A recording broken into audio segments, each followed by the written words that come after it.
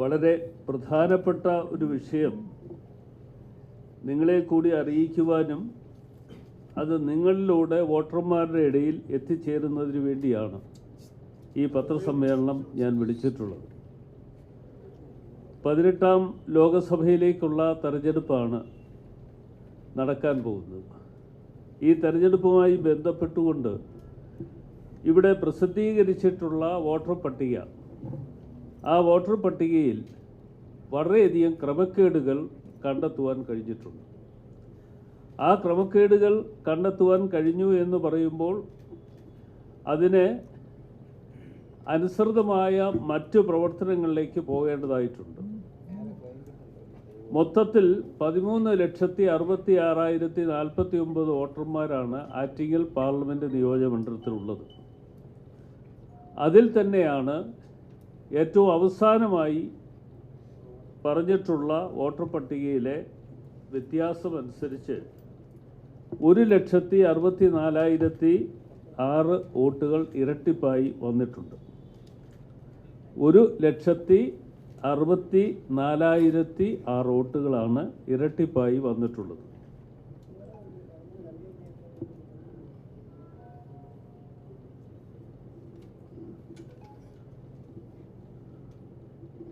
അതായത് ഒരു വോട്ടർക്ക് തന്നെ അതേ മണ്ഡലത്തിലോ അല്ലെങ്കിൽ സമീപ മണ്ഡലത്തിലോ ഓരോ ബൂത്തിലോ വ്യത്യസ്തങ്ങളായ ബൂത്തുകളിലോ ആയി ഒന്നിൽ കൂടുതൽ വോട്ടുകൾ ഉള്ളതായി കണ്ടെത്താൻ കഴിഞ്ഞിരിക്കുകയാണ്.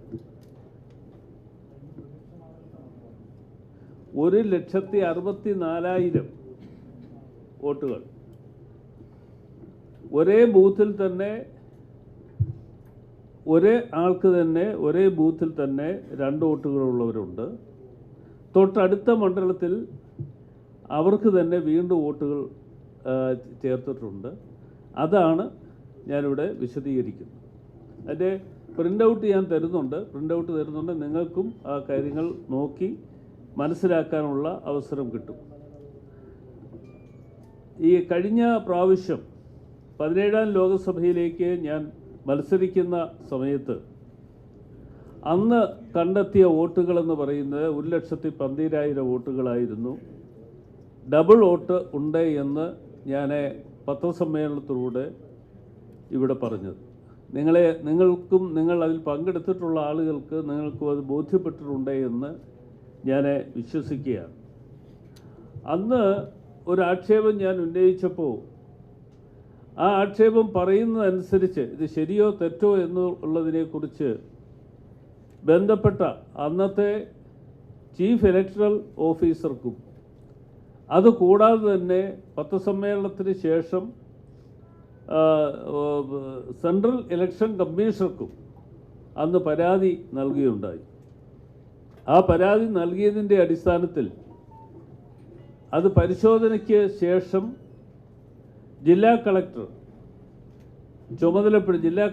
ചുമതലപ്പെടുത്തി സ്ഥാനാർത്ഥി പറഞ്ഞ കാര്യം ശരിയാണ്, അതുകൊണ്ട് കള്ളവോട്ടുകൾ ചെയ്യാൻ അനുവദിക്കാൻ പാടില്ല എന്ന് കഴിഞ്ഞ തെരഞ്ഞെടുപ്പിൽ പ്രത്യേകമായ നിർദ്ദേശം ചീഫ് ഇലക്ഷൻ കമ്മീഷണറിൽ നിന്നും ലഭിക്കുകയുണ്ടായി. അതിൻ്റെ അടിസ്ഥാനത്തിൽ ഏതാണ്ട് 58,000-ത്തിലധികം വോട്ടുകൾ കഴിഞ്ഞ പ്രാവശ്യം ഡബിൾ വോട്ട് ചെയ്യേണ്ട ആളുകൾക്ക് വന്ന് ചെയ്യാൻ കഴിയാതെ പോയി. അപ്പോൾ ഈ പ്രാവശ്യം വന്നത് 1,12,000 വോട്ടുകൾ എന്ന് പറയുന്ന സ്ഥാനത്താണ് 1,72,000 വോട്ടുകളുണ്ട് എന്ന് ഞാൻ ആക്ഷേപം ഉന്നയിച്ചിട്ടുള്ളത്. ആക്ഷേപം ഉന്നയിച്ചു എന്ന് പറയുമ്പോൾ വെറുതെ ഒരു ആക്ഷേപം പറയുന്നതല്ല. റിക്കാർഡിക്കലായി പല കാര്യങ്ങളും പരിശോധനയിലൂടെ നിങ്ങൾക്ക് കൂടി മനസ്സിലാക്കാൻ കഴിയുന്ന കാര്യങ്ങൾ മാത്രമാണ് ഞാനിവിടെ തുറന്ന് കാണിക്കാൻ ആഗ്രഹിക്കുന്നത്. അതുകൂടാതെ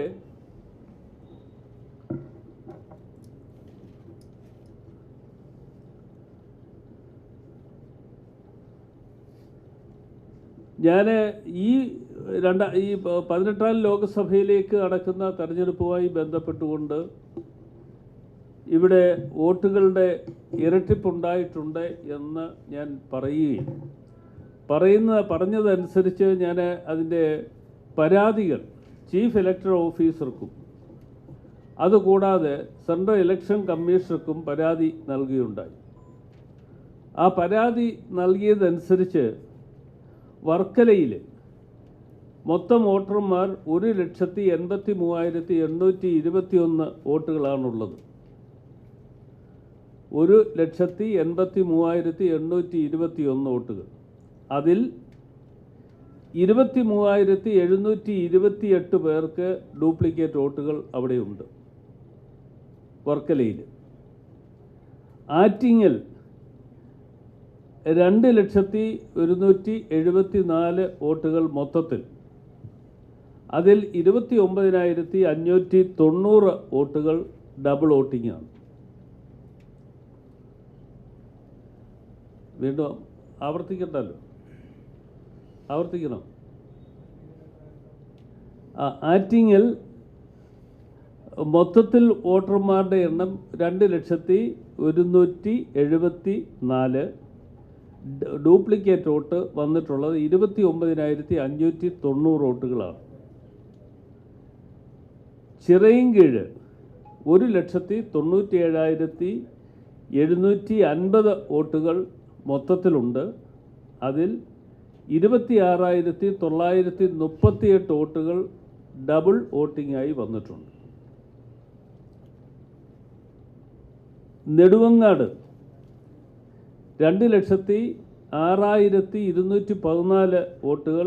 അതിൽ 20,461 വോട്ടുകൾ ഡബിൾ വോട്ടിംഗായി വന്നിട്ടുണ്ട്. വാമനപുരം 1,97,209 വോട്ടുകളാണ് മൊത്തത്തിലുള്ളത്. അതിൽ 20,472 വോട്ടുകൾ ഡബിൾ വോട്ടിംഗായി വന്നിട്ടുണ്ട്. അരുവിക്കര 1,90,878 അവിടെ വോട്ടുകൾ. അതിൽ 18,775 വോട്ടുകൾ ഡബിൾ വോട്ടിംഗായി വന്നിട്ടുണ്ട്. കാട്ടാക്കട 1,90,003 വോട്ടുകളാണ്.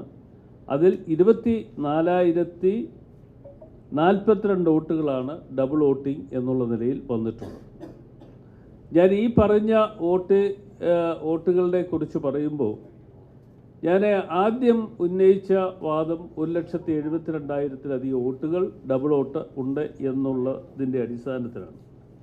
പക്ഷെ അന്ന് ഞാൻ പരാതി സമർപ്പിച്ചതിൻ്റെ അടിസ്ഥാനത്തിൽ ജില്ലാ കളക്ടർ ഇതിനിടയ്ക്ക് എന്നോട് അവിടെ കളക്ട്രേറ്റിൽ എത്തുകയാണെങ്കിൽ അവിടെ അവർ ചെയ്തിട്ടുള്ള കാര്യങ്ങളെക്കുറിച്ച് അറിയിക്കാം എന്ന് എന്നോട് പറയുകയുണ്ടായി. അതനുസരിച്ച് ഞാൻ അവിടെ പോവുകയും പോയ അവസരത്തിൽ അദ്ദേഹം പ്രസൻറ്റേഷൻ നടത്തി. ആ പ്രസൻറ്റേഷൻ നടത്തിയതിനകത്ത് 32,000-ലധികം വോട്ടുകൾ മാറ്റിയിട്ടുണ്ട് എന്നാണ് അദ്ദേഹം പറഞ്ഞത്. അതിൽ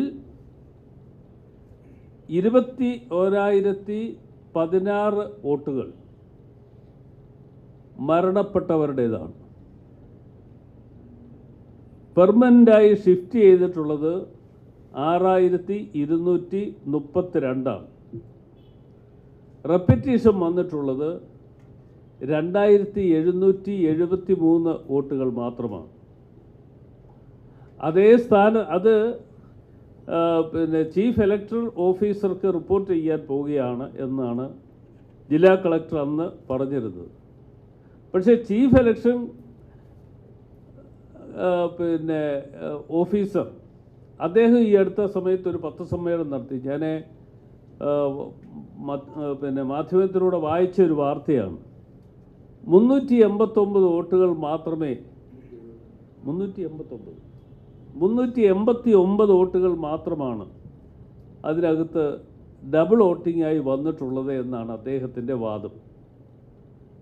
ഞാൻ അദ്ദേഹത്തിൻ്റെ വാദത്തെ ഒന്നും ഖണ്ഡിക്കാൻ വേണ്ടിയല്ല ഇവിടെ നിൽക്കുന്നത്. നമുക്ക് പറയാനുള്ള കാര്യങ്ങൾ ജനങ്ങൾക്ക് ജനാധിപത്യ വ്യവസ്ഥിതി അനുസരിച്ച് ആളുകൾക്ക് അവരുടെ ഒരു അവകാശമുണ്ട്. ആ അവകാശം എന്ന് പറയുന്നത് ജനാധിപത്യ വ്യവസ്ഥത അനുസരിച്ച് ഏതൊരു വോട്ടർക്ക് വോട്ട് ചെയ്യാനുള്ള അവകാശമുണ്ട്. ആ വോട്ട് ചെയ്യാനുള്ള അവകാശമുണ്ട് എന്ന് പറയുമ്പോഴും അത് കള്ള വോട്ടിലൂടെ, ചതിക്കുഴിയിലൂടെ നേടിയെടുക്കുന്നതിന് വേണ്ടിയുള്ള പ്രവർത്തനങ്ങൾക്ക് നേതൃത്വം കൊടുത്തുകൊണ്ട് ഇന്ന് മുമ്പോട്ട് പോകുന്നു എന്നുള്ള ഒരു കാര്യം നിങ്ങളിലൂടെ ജനങ്ങളെ അറിയിക്കുവാൻ വേണ്ടിയാണ് ഈ പത്രസമ്മേളനം തന്നെ ഞാൻ വെച്ചിട്ടുള്ളത്. അത് നിങ്ങളിലൂടെ അറിയിക്കുക എന്ന് പറയുമ്പോൾ നിങ്ങൾക്ക് ഈ കാര്യങ്ങൾ നന്നായി ബോധ്യപ്പെടാൻ കഴിയും. ഇപ്പോൾ ഇവിടുത്തെ മൊത്തം വോട്ടർമാരുടെ കണക്കെടുത്തുകൊണ്ട് ഇത് പരിശോധിച്ചാൽ 8.32% ഇരട്ട വോട്ടുകളായി ഇവിടെ വന്നിട്ടുണ്ട്. അപ്പോൾ ഈ ഇരട്ട വോട്ടുകൾ എന്ന് പറയുന്നത് ഒരുപക്ഷെ നെടുവങ്ങാടുള്ള ഒരാളിന് ആറ്റിങ്ങൽ വോട്ട് കാണും, ആറ്റിങ്ങലുള്ള ഒരാളിന് നെടുവങ്ങാട് വീണ്ടും വോട്ട് കാണും, അതുപോലെ തന്നെ വർക്കലയിലുള്ള ആളിന് ആറ്റിങ്ങൽ വോട്ട് കാണും. ഇങ്ങനെ വ്യാപകമായ ക്രമക്കേടുകൾ നടന്നുകൊണ്ടിരിക്കുകയാണ്. ഈ കഴിഞ്ഞ തെരഞ്ഞെടുപ്പിൽ ഞാനിവിടെ മത്സരിക്കുന്ന സമയത്ത് അന്ന്, അതുകൊണ്ടാണ് ഞാൻ ആദ്യം സൂചിപ്പിച്ചത് 58,000-ലധികം വോട്ടുകൾ അന്ന് ചെയ്യാൻ കഴിയാതെ പോയി എന്നുള്ളത് ഒരു വസ്തുതാപരമായ കാര്യമാണ്. അതിൻ്റെ കാരണം എന്താണെന്ന് ചോദിച്ചാൽ, ഞങ്ങളെ സംബന്ധിച്ചിടത്തോളം ഞങ്ങൾ ഈ കാര്യങ്ങൾക്ക് വളരെയധികം സ്ട്രെയിൻ എടുത്തുകൊണ്ട് വോട്ടർ പട്ടിക പരിശോധിച്ചുകൊണ്ട് ആ വോട്ടർ പട്ടികയിൽ ഇരട്ട വോട്ട് വന്നിട്ടുള്ള ഓരോ മേഖലയും കണ്ടെത്തി ആ ഇരട്ട വോട്ടുകൾ ഇന്ന ബൂത്തുകളുണ്ട് എന്ന് കണ്ടെത്തിയതിൻ്റെ അടിസ്ഥാനത്തിൽ തെരഞ്ഞെടുപ്പ് ദിവസം രാവിലെ തന്നെ ബൂത്തിലിരിക്കുന്ന ഞങ്ങളുടെ പ്രതിനിധിയും അതുകൂടാതെ അവിടെ ഇലക്ഷൻ്റെ ചുമതല വഹിക്കുന്ന ഉദ്യോഗസ്ഥർക്കും ഞങ്ങളിത് വിതരണം ചെയ്തിരുന്നു. ഇത്ര വോട്ടുകൾ ഇവിടെ കള്ളവോട്ട് നടക്കാൻ സാധ്യതയുണ്ട്, അത് ആളുകളുടെ പേരും കാണിച്ചുകൊണ്ടാണ് അത് ഞങ്ങളന്ന് ഈ കാര്യങ്ങൾ ചെയ്തത്. അതിൻ്റെ അടിസ്ഥാനത്തിലാണ് 58,000 വോട്ടുകൾ ചെയ്യാൻ കഴിഞ്ഞില്ല എന്ന് ഞാൻ പറയുന്നു.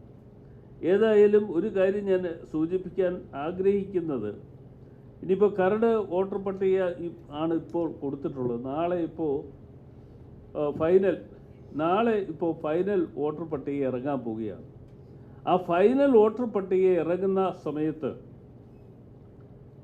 വ്യാപകമായി എത്രമാത്രം ആളുകളെ ചേർക്കുവാൻ കഴിയുമോ എന്ന് വെച്ചാൽ അത്രയും ആളുകളെ ചേർക്കുന്നതിന് വേണ്ടിയുള്ള ഏർപ്പാടുകൾ ഇന്ന് ഈ തെരഞ്ഞെടുപ്പിൻ്റെ ചുമതല വഹിക്കുന്ന ഉദ്യോഗസ്ഥന്മാർ നടത്തിയിട്ടുണ്ട്. ആ അത്തരത്തിൽ നടത്തിയിട്ടുള്ള ഉദ്യോഗസ്ഥന്മാർ, ചുമതല വഹിക്കുന്ന ഉദ്യോഗസ്ഥന്മാർ ഈ കാര്യങ്ങൾ ഞങ്ങൾ ചൂണ്ടിക്കാണിക്കുമ്പോൾ അതിന് നിഷേധാത്മകമായ നിലപാടുകളാണ് സ്വീകരിച്ചിട്ടുള്ളത്. ആ നിലപാടുകൾ സ്വീകരിക്കുന്നു എന്ന് പറയുമ്പോൾ ഞങ്ങൾ പലപ്പോഴും പല ആളുകളുമായി ബന്ധപ്പെടുന്ന അവസരത്തിൽ ചില ആളുകൾ പറയുന്നത് സർക്കാരിൽ നിന്നും ഞങ്ങൾക്ക് പ്രത്യേക നിർദ്ദേശം വന്നിട്ടുള്ളത്, ആ നിർദ്ദേശം വാക്കാലുള്ള നിർദ്ദേശം മാത്രമാണ്. സർക്കാർ വാക്കാൽ കൊടുത്തിരിക്കുന്ന നിർദ്ദേശം ഒരാളിനെ പോലും വോട്ടർ പട്ടികയിൽ നിന്ന് നീക്കം ചെയ്യാൻ പാടില്ല എന്നുള്ള ഒരു നിർദ്ദേശമാണ് സർക്കാർ കൊടുത്തിട്ടുള്ളത്. അപ്പോൾ സർക്കാരിനൊരു ഗൂഢ ഉദ്ദേശ ലക്ഷ്യമുണ്ട്. ആറ്റിങ്ങൽ പാർലമെൻറ്റ് നിയോജകമണ്ഡലത്തെ സംബന്ധിച്ചിടത്തോളം എങ്ങനെയെങ്കിലും ഏതെങ്കിലും തരത്തിൽ ഇത് തിരിച്ചുപിടിക്കാൻ കഴിയുമോ എന്ന് അവർ ആലോചിക്കുന്നതിൻ്റെ ഭാഗമാണ് ഈ ഉദ്യോഗസ്ഥന്മാരെ മുൻനിർത്തിക്കൊണ്ട് ഈ 1,72,000 ഉണ്ട് എന്ന് പറഞ്ഞതിനകത്ത് ഇപ്പോൾ 1,64,000 വോട്ടുകൾ ഉണ്ടായിരിക്കുന്നു എന്ന് പറയുന്നത്. ഞങ്ങൾ ഈ പരാതി കൊടുത്തതിന് ശേഷം ഇതിൻ്റെ സോഫ്റ്റ് കോപ്പി ആവശ്യപ്പെട്ടു. ആ സോഫ്റ്റ് കോപ്പി ആവശ്യപ്പെട്ടപ്പോൾ അത് തരാൻ പറ്റില്ല എന്നുള്ള ഒരു വാക്കാണ് ഞങ്ങൾക്ക് കിട്ടിയിട്ടുള്ളത്. അത് തരാൻ പറ്റില്ല സോഫ്റ്റ് കോപ്പി. കാരണം എന്താണെന്ന് ചോദിച്ചാൽ, ഈ സോഫ്റ്റ് കോപ്പി ഉണ്ടെങ്കിൽ വളരെ വേഗത്തിൽ ഇതെല്ലാം കണ്ടുപിടിച്ച് എവിടെയൊക്കെയാണ് വോട്ടുകൾ ഡബിൾ വോട്ടിംഗ് വന്നിട്ടുള്ളത് എന്ന് കണ്ടെത്താനുള്ള അവസരം ഉണ്ടാക്കിയെടുക്കുവാൻ കഴിയുമായിരുന്നു. പക്ഷേ അത് നിഷേധിച്ചു. അത് നിഷേധിച്ചു, ഗവൺമെൻറ് നിഷേധിച്ചു. എങ്കിലും ഞങ്ങൾ അതിലേക്ക് കാര്യങ്ങൾ പോകാതെ തന്നെ ഇവിടെയുള്ള ഹാർഡ് കോപ്പി വെച്ചുകൊണ്ട് അതിനകത്ത് തന്നെ ഈ കള്ളവോട്ടുകൾ വന്നിട്ടുള്ള ഓരോ പ്രദേശത്തെക്കുറിച്ചും അത് കണ്ടെത്തുകയും കണ്ടെത്തിയതിൻ്റെ അടിസ്ഥാനത്തിൽ ആണ് ഇന്ന് ഈ പത്രസമ്മേളനം ഞാനിവിടെ വെച്ചിട്ടുള്ളത്. അത് മാത്രമല്ല, ഇതിനകത്തെ ഒരു പ്രധാനപ്പെട്ട വിഷയം ഉള്ളത്, കഴിഞ്ഞ പ്രാവശ്യം ഈ വോട്ടുകൾ കള്ളവോട്ട് ചെയ്യാൻ വരുന്ന ആളുകളെ സംബന്ധിച്ചിടത്തോളം അതിന് നടപടികൾ സ്വീകരിക്കണമെന്ന് ചീഫ് ഇലക്ഷൻ കമ്മീഷണർ നിർദ്ദേശം കിട്ടുകയുണ്ടായി. അതനുസരിച്ച് ജില്ലാ കളക്ടർ ആ നിർദ്ദേശം സ്വീകരിച്ചുകൊണ്ടാണ് തെരഞ്ഞെടുപ്പിന് മുമ്പ് പറഞ്ഞു, ആരെങ്കിലും കള്ളവോട്ട് ചെയ്യാൻ വരുന്നു എങ്കിൽ അവർക്കെതിരെ നിയമപരമായിട്ടുള്ള നടപടികൾ സ്വീകരിക്കും എന്ന് അന്ന് പ്രഖ്യാപിച്ചത്. ആ നിയമപരമായിട്ടുള്ള നടപടികൾ സ്വീകരിക്കുക എന്ന് പറയുമ്പോൾ തീർച്ചയായിട്ടും അതിന് ഇപ്പോഴത്തെ ഭരണാധികാരി എന്ന് പറയുമ്പോൾ ഈ ചീഫ് ഇലക്ടറൽ ഓഫീസർ എന്നുള്ള നിലയിൽ ജില്ലാ കളക്ടറും അതുപോലെ തന്നെ ചീഫ് ഇലക്ടറൽ ഓഫീസറും മറ്റും ഇത് ചെയ്യേണ്ട ഒരു കാര്യമാണ്. അദ്ദേഹം തന്നെ 389 വോട്ടുകൾ മാത്രമാണ് ഇതിനകത്ത് ഡബിൾ വോട്ട് ഉള്ളത് എന്ന് പറഞ്ഞത് എന്തിൻ്റെ അർത്ഥത്തിലാണ് എന്നെനിക്ക് മനസ്സിലാക്കാൻ കഴിയുന്നില്ല. അദ്ദേഹത്തിന് തെറ്റുപറ്റിയതാണോ അതോ മനഃപൂർവ്വമായി പറഞ്ഞിട്ടുള്ളതാണോ എന്നതിനെക്കുറിച്ച് ഒരു ചെറിയ സംശയം ഇപ്പോഴും എൻ്റെ മനസ്സിൽ. സ്ഥാനാർത്ഥി ആകാൻ പോകുന്ന ഒരാളെന്നുള്ളത്, ഇപ്പോൾ ഞാൻ നോമിനേഷൻ കൊടുത്തിട്ടില്ല എങ്കിലും നാളെ നോമിനേഷൻ കൊടുക്കുന്നു എന്നുള്ളത് കൊണ്ട് ഒരു സ്ഥാനാർത്ഥിയാകാൻ പോകുന്ന ആൾ എന്നുള്ള നിലയിൽ എൻ്റെ ആശങ്ക ഞാൻ പുറത്ത് പറയുന്നു എന്ന് മാത്രമേ ഉള്ളൂ. അദ്ദേഹം പിന്നെ പറഞ്ഞ ഒരു കാര്യത്തെക്കുറിച്ച് എൻ്റെ എതിർ സ്ഥാനാർത്ഥികൾ വലിയ വികാരപരമായി പ്രകടിപ്പിച്ചുകൊണ്ട് നടക്കുന്ന ഒരു കാര്യമുണ്ട്. ഇപ്പോഴത്തെ ഇത് കണ്ടെത്താൻ, ഡബിൾ വോട്ടിങ്ങും മറ്റും കണ്ടെത്താനുള്ള വളരെ ആധുനികമായ സൗകര്യങ്ങളാണ് ഒരുക്കിയിട്ടുള്ളത് ഇന്ത്യ ഗവൺമെൻറ്. ആ ഇന്ത്യ ഗവൺമെൻറ് ഒരുക്കിയിട്ടുള്ള ആധുനികമായ സൗകര്യങ്ങൾ ഒരുക്കിക്കൊണ്ടാണ് വോട്ടേഴ്സ് ലിസ്റ്റ് തയ്യാറാക്കിയിരിക്കുന്നത് എന്നാണ് പറയപ്പെടുന്നത്. ഒരു കാര്യം നമ്മൾ മനസ്സിലാക്കേണ്ടതായിട്ടുള്ളത്, ഇപ്പോൾ തന്നെ കളക്ടർ 22,000-ലധികം ആളുകൾ മരണപ്പെട്ടവരുണ്ട്, അവരെ ഞങ്ങൾ ഒഴിവാക്കി. ഇത് ഒഴിവാക്കാൻ എത്രയോ നാളുകളുണ്ടായിരുന്നു. കാരണം ഒരാൾ മരണപ്പെട്ട് കഴിഞ്ഞാൽ അല്ലെങ്കിൽ പുതിയതായി ജനിച്ചു കഴിഞ്ഞാൽ അപ്പോൾ തന്നെ പഞ്ചായത്തിൽ രജിസ്റ്റർ ചെയ്യണം, അല്ലെങ്കിൽ മുനിസിപ്പാലിറ്റി രജിസ്റ്റർ ചെയ്യണം. ആ രജിസ്ട്രേഷൻ ഉള്ള ആളുകളെ സംബന്ധിച്ചിടത്തോളം അവരെ ഇതിനകത്ത് പൂർണ്ണമായി ഒഴിവാക്കണമല്ലോ. ഇപ്പോൾ ഇവിടുത്തെ ഒരു പ്രശ്നം എന്താണെന്ന് ചോദിച്ചാൽ, മരണപ്പെട്ടവർക്കും 5 വർഷം കഴിയുന്നുണ്ടേ വളരെ സ്വതന്ത്രമായി വന്ന് വോട്ട് ചെയ്യാനുള്ള ഒരു അവസരം ഒരുക്കി കൊടുക്കുകയാണ് എന്ന സത്യാവസ്ഥ നിങ്ങൾ കൂടി അറിഞ്ഞിരിക്കണം. അത് ഞാൻ പറഞ്ഞത് മരണപ്പെട്ടവർക്ക് ഇപ്പോൾ ഏതായാലും 22,000 എങ്കിലും മാറ്റാൻ ഇപ്പോൾ ഒരു അവസരം ഉണ്ടായിരിക്കുന്നു. 21,016 വോട്ടുകൾ മാറ്റാൻ അവസരമുണ്ടായിരിക്കുന്നു എന്ന് കളക്ടർ തന്നെ പറഞ്ഞപ്പോൾ എത്രയോ ആളുകൾ കോവിഡ് മൂലം മരണപ്പെട്ടു, അതിനുശേഷം എത്രയോ ആളുകൾ മരണപ്പെട്ടു. ഇത്തരം ആളുകളെ ഒക്കെ മാറ്റി നിർത്താനുള്ള അവസരം തീർച്ചയായിട്ടുമുണ്ട്. പക്ഷേ ഇതിനകത്ത് ഉള്ള ഒരു പ്രധാനപ്പെട്ട വിഷയം, എനിക്ക് ഡബിൾ വോട്ട് ഉണ്ട് എങ്കിൽ എൻ്റെ വോട്ട് 2 വരുന്നു എങ്കിൽ, 2 പഞ്ചായത്തിൽ വരുന്നു എങ്കിൽ എങ്ങനെ എൻ്റെ വോട്ട് 2ാമത്തെ പഞ്ചായത്തിൽ വരുന്നു? അതിന് കൂട്ടു നിൽക്കുന്ന ഉദ്യോഗസ്ഥന്മാർ ആരാണ്? അതിന് ചുക്കാൻ പിടിക്കുന്ന ഉദ്യോഗസ്ഥന്മാർ ആരാണ്? അവർക്കെതിരെ ശക്തമായ നടപടികൾ സ്വീകരിക്കണം. ആ നടപടികൾ സ്വീകരിക്കുക എന്നുള്ളത് ഏറ്റവും പ്രധാനപ്പെട്ടതാണ്. നിങ്ങൾക്കൊക്കെ ഓർമ്മയുണ്ടാകും, കോഴിക്കോട് ഒരു ഇലക്ടറൽ ഓഫീസറാണെന്ന് തോന്നുന്നു, കോഴിക്കോട് ഒരു സംഭവം ഉണ്ടായി. ആരെയോ വോട്ട് ഇത് ഒഴിവാക്കാതെ നടപടികളുമായി മുമ്പോട്ട് പോയ അവസരത്തിൽ അദ്ദേഹത്തിനെതിരെ നടപടി ഉണ്ടായി എന്ന് പത്രത്തിലൂടെ മാധ്യമങ്ങളിലൂടെ കാണാൻ കഴിഞ്ഞ ഒരു കാര്യമാണ്. ഇവിടെയും ഈ കാര്യത്തിൽ ഒരു ശക്തമായ പ്രവർത്തനങ്ങൾ ഉണ്ടാകണം എന്നുള്ളത് കൊണ്ടാണ് ഈ പത്രസമ്മേളനം ഞാനിവിടെ നടത്താൻ തീരുമാനം എടുത്തത് തന്നെ. ഇതിനകത്ത് എനിക്ക് പറയാനുള്ള ഒരു പ്രധാനപ്പെട്ട മറ്റൊരു കാര്യം, ഈ നാളെയാണ് വോട്ടേഴ്സ് ലിസ്റ്റ് പുതിയതായി ഇത് പ്രഖ്യാപിക്കാൻ പോകുന്നത്. ഫൈനൽ വോട്ടേഴ്സ് ലിസ്റ്റ് വരാൻ പോകുന്നു. അപ്പോൾ ഈ കള്ളവോട്ട് ചെയ്യാൻ വരുന്നവർക്കെതിരെ നിയമാനുസരണമുള്ള നടപടികൾ നടപ്പാക്കണം എന്നുള്ളത് ഒരു സ്ഥാനാർത്ഥിയാകാൻ പോകുന്ന ഒരു വ്യക്തി എന്നുള്ള നിലയിൽ ഞാൻ ആവശ്യപ്പെടുകയാണ്. എൻ്റെ ഒരു പ്രധാനപ്പെട്ട ആവശ്യം അതാണ്. കഴിഞ്ഞ പ്രാവശ്യം ഉണ്ടായതുപോലെ തന്നെ ഈ ആവശ്യവും ഞാൻ ഉന്നയിക്കുന്നു. നിങ്ങൾക്ക് ഏതെങ്കിലും തരത്തിൽ വെരിഫൈ ചെയ്യണം എങ്കിൽ ഓരോ സ്ഥലത്തെക്കുറിച്ചുമുള്ള വോട്ടേഴ്സ് ലിസ്റ്റ് മൊത്തത്തിലല്ല എങ്കിലും ഞങ്ങൾ പരിശോധിച്ചതിൻ്റെ അടിസ്ഥാനത്തിൽ വോട്ടേഴ്സ് ലിസ്റ്റ് ഇവിടെ തയ്യാറാക്കി വെച്ചിട്ടുണ്ട്. അതിനകത്ത്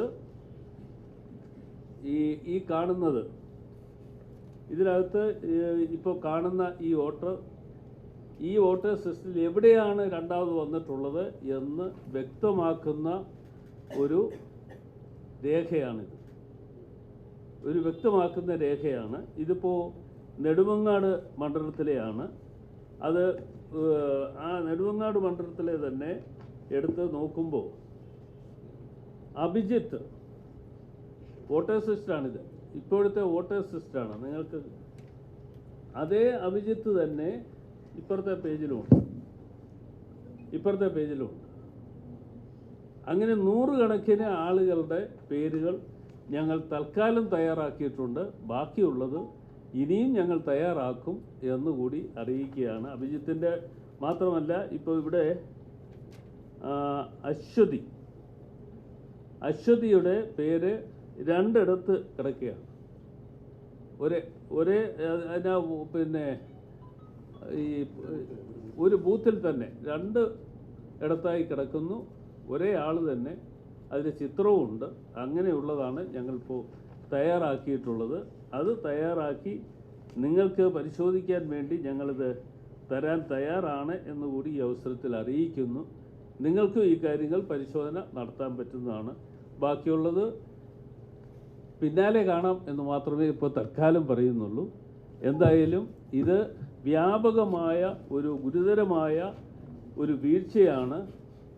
അത് ഇലക്ടറൽ ഓഫീസർ എന്നുള്ള നിലയിലാണെങ്കിലും ഇത്തരം കാര്യങ്ങൾ നിറവേറ്റപ്പെടുമ്പോൾ അവർ കൃത്യതയോടുകൂടി സത്യസന്ധമായി ഈ കാര്യങ്ങൾ നിറവേറ്റേണ്ടവരാണ്.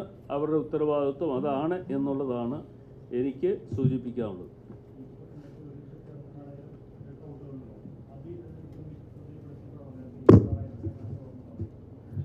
ഒരു 1,72,000 വോട്ടുകളുടെ കണക്കുകൾ നേരിട്ട് ഞാൻ കത്ത് മുഖാന്തരം ചീഫ് ഇലക്ടറൽ ഓഫീസർക്കും അദ്ദേഹം അത് കൈപ്പറ്റി എന്നുള്ള റെക്കോർഡ് എനിക്ക് തരികയുണ്ടായി.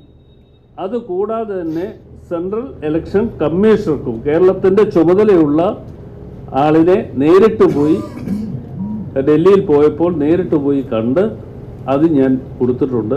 ആ കൊടുത്തതിൻ്റെ അടിസ്ഥാനത്തിലാണ് ഇത് ഡബിൾ വോട്ടിംഗ് വന്നിട്ടുണ്ട് എങ്കിൽ അത് ഒഴിവാക്കണമെന്ന നിർദ്ദേശം താഴേക്ക് വരികയും താഴേക്ക് വന്ന അവസരത്തിൽ അവർ യാതൊന്നും ചെയ്യാതെ മുമ്പോട്ട് പോകുന്നു എന്നുള്ളതാണ് ഇപ്പോഴത്തെ സത്യാവസ്ഥ. ഇല്ല, ഞാൻ അത് നോക്കുന്നില്ല. ഇപ്പോൾ പൊളിറ്റിക്കൽ ബാക്ക്ഗ്രൗണ്ട് ആർക്കും ഉണ്ടാകാം. എനിക്ക് പൊളിറ്റിക്കൽ ബാക്ക്ഗ്രൗണ്ട് ഉണ്ട്. അല്ല, അത് ഞാൻ പറഞ്ഞ പൊതുസ്വഭാവം എന്ന് പറഞ്ഞാൽ എനിക്ക് 2 ഇടത്ത് വോട്ടുണ്ടെങ്കിൽ അത് ചെയ്യാൻ പാടില്ല എന്ന അഭിപ്രായക്കാരനാണ് ഞാൻ. ഇപ്പോൾ സ്ഥാനാർത്ഥിയായി മത്സരിക്കുന്നു, എനിക്ക് വേറെ ഒരിടത്തും എനിക്ക് വോട്ടുണ്ടെങ്കിൽ ഞാനത് ചെയ്യാൻ പാടില്ല എന്നുള്ള അഭിപ്രായക്കാരനാണ് ഞാൻ. ഒരാൾക്കും അവരുടെ അവകാശം നിഷേധിക്കാൻ പാടില്ല. അതുകൊണ്ട് അവകാശം നിഷേധിക്കാൻ പാടില്ല എന്ന് പറയുമ്പോൾ 2-3 വോട്ടുകൾ ചെയ്യാനുള്ള അവകാശം കൊടുക്കുക എന്നുള്ളതല്ല ചെയ്യേണ്ടത്.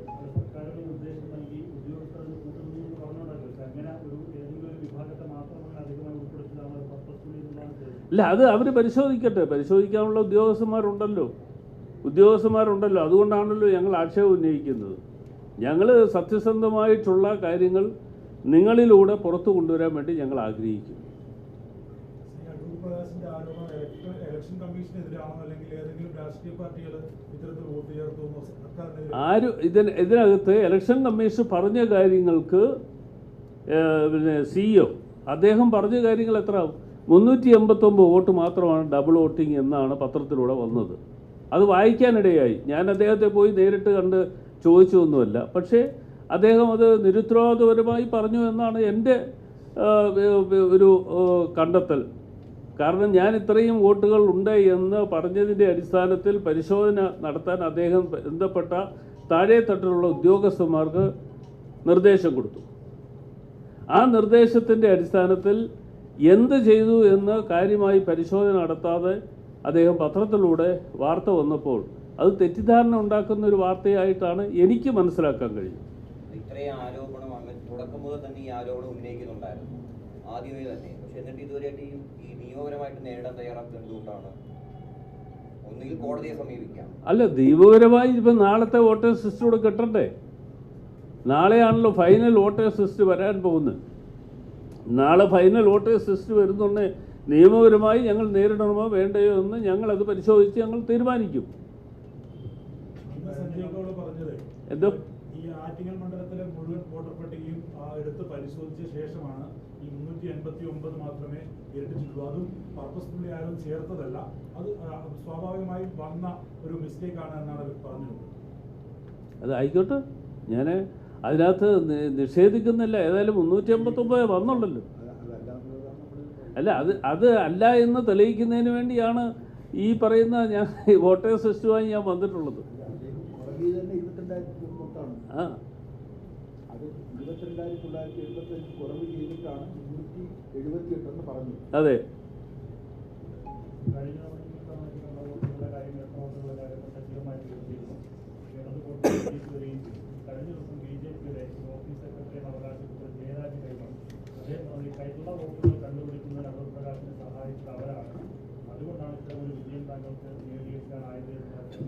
അതെ, അതിന് ഞാൻ മറുപടി പറയാം. പക്ഷെ ആ മറുപടി പറയുന്നത് നിങ്ങളുടെ ചാനലിലൂടെ വരണം.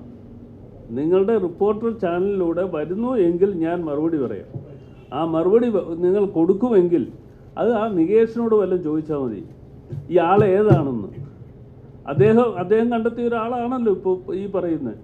ഏതാ എന്താണെന്ന് നമുക്കൊന്നും അറിയില്ല. ഇത്തരം ആളുകളെ ഒന്നും ഞാൻ കൂട്ടുപിടിക്കാനും ഇവരോട് ചോദിക്കാനും ഒന്നും ഞാൻ നടക്കുന്ന ഒരാളല്ല. എനിക്ക് വേറെ ഒരുപാട് ജോലിയുണ്ട്. എൻ്റെ സ്വഭാവവും അതല്ല. അത് പിന്നെ ഈ നികേഷിനോട് ചോദിക്കാൻ പറഞ്ഞ അദ്ദേഹമാണല്ലോ ഇപ്പോൾ ഇതിൻ്റെ ഒരു എന്താ സൂത്രധാരകനായി കണ്ടെത്തൽ ആയി നടക്കുന്നത്. അതുകൊണ്ട് ഞാൻ പറഞ്ഞാണ്. അല്ല, ശബ്ദരേഖ പുറത്തു കൊണ്ടുവരട്ടെ. ശബ്ദരേഖ എന്ന് പറഞ്ഞ ആരുടെയും ശബ്ദരേഖ, അടൂർ പ്രകാശിൻ്റെ ശബ്ദരേഖ ഉണ്ടെങ്കിൽ കൊണ്ടുവരട്ടെ. വെല്ലുവിളിക്കുന്നു. എന്താ അത് പറയരുത്. അടൂർ പ്രകാശിൻ്റെ ശബ്ദരേഖ ഉണ്ട് എങ്കിൽ അത് വരട്ടെ. ഞാൻ വെല്ലുവിളിക്കുന്നു ആ കാര്യത്തിൽ.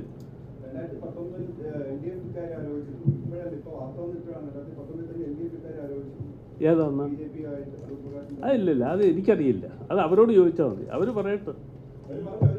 അല്ല, സ്റ്റേറ്റ്മെൻറ്റ് ഇറക്കി അത് വരട്ടെ, നമുക്ക് നോക്കാം.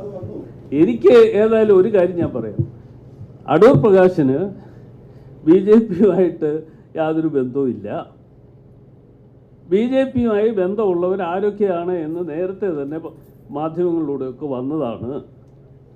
അതിപ്പോൾ CPMഉം BJPയും തമ്മിൽ എന്തെങ്കിലും ഒരു ബാന്ധവം ഉണ്ടാക്കിയിട്ടുണ്ടെങ്കിൽ അതവർ പുറത്തു പറയട്ടെ.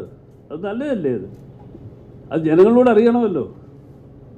CPMന്റെ ബന്ധമല്ല, അടൂർ പ്രകാശിന് അത്തരത്തിലൊരു BJP നേതാവിന്റെ പിന്തുണ ലഭിച്ചുവെന്ന് 2019 ലഭിച്ചുവെന്ന ഓഡിയോ ആണ് വരുന്നത്. അതിനകത്ത് കൃത്യമായി കാരണം പറയുന്നത് ശോഭാ സുരേന്ദ്രൻ അവിടെ മത്സരിക്കുമ്പോൾ ശോഭാ സുരേന്ദ്രനെ തോൽപ്പിക്കുവന്നത് വി മുരളീധരന്റെ ആവശ്യമായിരുന്നു. അതുകൊണ്ട് അടൂർ പ്രകാശിന് വോട്ട് മത്സരം. അത് വി മുരളീധരനും ശോഭാ സുരേന്ദ്രനും തമ്മിലുള്ള ഈ പടർപ്പിണക്കത്തിൽ എന്നെ എന്തിനാണ് ഇതിനകത്ത് വലിയേടാക്കുന്നത്? എന്നെ കക്ഷിയാക്കേണ്ട കാര്യമുണ്ടോ? അവർ തമ്മിൽ ഇപ്പോഴും കാണുമായിരിക്കും. ശോഭാ സുരേന്ദ്രൻ ഇപ്പോൾ ആലപ്പുഴ മത്സരിക്കുന്നുവെങ്കിലും അത് ഒരു പക്ഷേ ഇവിടെ മത്സരിക്കുന്ന വി മുരളീധരനാകുമ്പോൾ അവർ തമ്മിലുള്ള പടലപ്പിണക്കം കാണും. അത് കുറേശ്ശെ പുറത്ത് വരുമ്പോഴേ ഇതൊക്കെ അറിയാൻ പറ്റത്തുള്ളൂ. എനിക്കറിയില്ല ഏതാ ജയരാജ് കൈമൽ. ഇന്നലെ ഈ റിപ്പോർട്ടർ ചാനലിൽ നിന്ന് എന്നോട് ചോദിച്ചു എന്നുള്ളത് കൊണ്ടാണ് ഞാൻ ആ റിപ്പോർട്ടർ ചാനലിൽ ഇതിനകത്ത് ഈ പിന്നെ ഇവരുടെ ഒരു പ്രധാനപ്പെട്ട ആളാണല്ലോ നികേഷ്, അതുകൊണ്ടാണ് ഞാൻ നികേഷിനോടൊന്ന് ചോദിക്കണമെന്ന് പറഞ്ഞത്. LDF-ഉം UDF-ഉം തമ്മിലാണ് പോരാട്ടം. ഒരു സംശയമില്ല, UDF-ഉം LDF-ഉം തമ്മിൽ തന്നെയാണ് പോരാട്ടം. മറ്റൊരു ആരോപണം താങ്കൾക്കെതിരെ വരുന്നത് ഈ ആറ്റിങ്ങൽ ഹൈവേയുമായി ബന്ധപ്പെട്ട് അതിന്റെ അവകാശി താനാണ് കൊണ്ടുവന്നതെന്നൊരു അവകാശവാദം ഉന്നയിച്ച് ഫ്ലക്സുകൾ വെക്കുന്നതാണ്.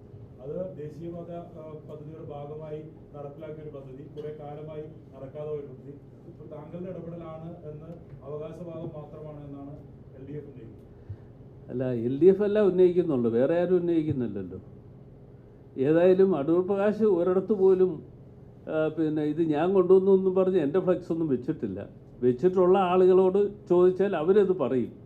ഒരു കാര്യം ഞാൻ പറയാം, 2019 ഞാൻ MP ആയി എല്ലാവരും കൂടി തെരഞ്ഞെടുത്തത്. 2019 ഞാൻ MP ആയി വരുന്ന അവസരത്തിൽ തന്നെ അന്ന് ദേശീയപാതയുമായി ബന്ധപ്പെട്ടുകൊണ്ട് സ്ഥലം ഏറ്റെടുപ്പൽ, അതിന് 3A നോട്ടിഫിക്കേഷൻ നടക്കണം.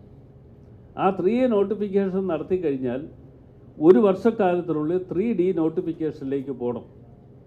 അങ്ങനെ 3D നോട്ടിഫിക്കേഷനിലേക്ക് പോകാൻ കഴിയാതെ പോയി എന്നുള്ളതിൻ്റെ അടിസ്ഥാനത്തിൽ 4 തവണ ആറ്റിങ്ങലിലെ പിന്നെ ഈ ബൈപ്പാസ് ഉൾപ്പെടെയുള്ളത് നാഷണൽ ഹൈവേയുമായി ബന്ധപ്പെട്ടുകൊണ്ടുള്ളത് നഷ്ടപ്പെട്ടു പോവുകയാണ് ചെയ്തത്. അതിന് ശേഷമാണ് ഞാൻ ചോദിച്ച ചോദ്യത്തിന് മറുപടി പറയാം, കേൾക്കട്ടെ.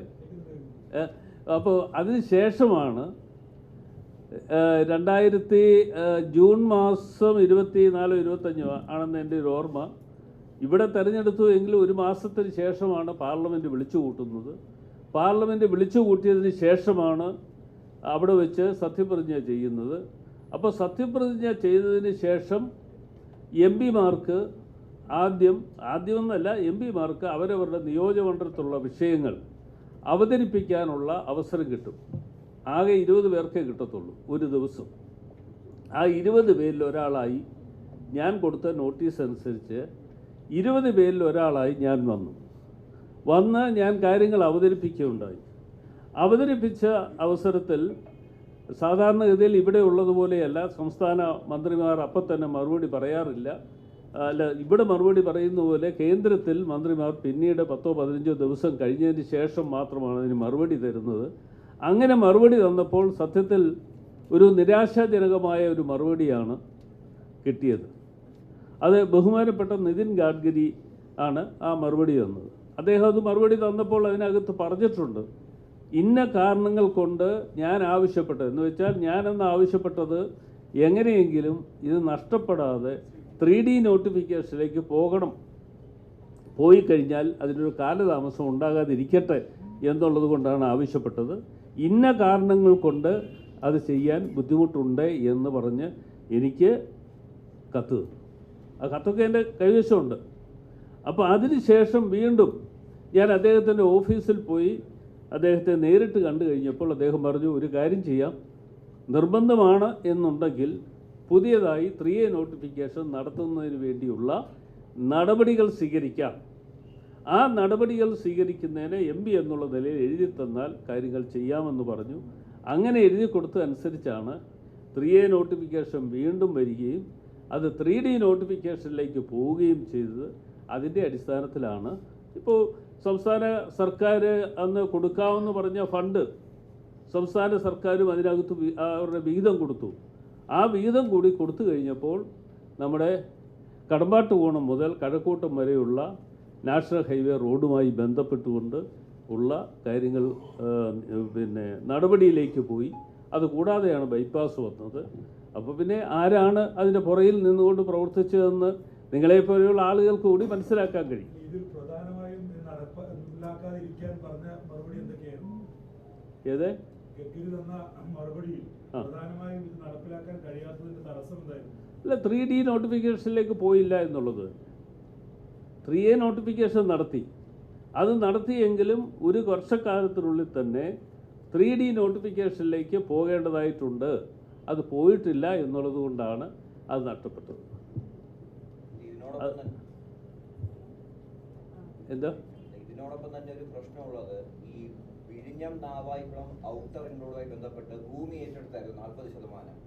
പക്ഷെ അവർക്ക് ഇതുവരെയായിട്ട് അതിന്റെ നഷ്ടപരിഹാരം കൊടുത്തിട്ടില്ല. അത് കാരണം ഈ തിരഞ്ഞെടുപ്പ് ബഹിഷ്കരിക്കും എന്നാണ് അവിടെയുള്ള നാട്ടുകാർ പറയുന്നത്. ഒരു സ്ഥാനാർത്ഥികൾ അവരെ കണ്ട് ഒന്നും പറഞ്ഞിട്ടില്ല, സംസാരിച്ചിട്ടില്ല എന്നുള്ള പരാതി അവർ ഉന്നയിക്കുന്നുണ്ട്. ഈ വിഴിഞ്ഞം ഔട്ടർ റിംഗ് റോഡുമായി ബന്ധപ്പെട്ടുകൊണ്ട് കുറേയിടത്ത് ഭൂമി ഏറ്റെടുക്കുകയും മറ്റും ചെയ്തിട്ടുണ്ട്.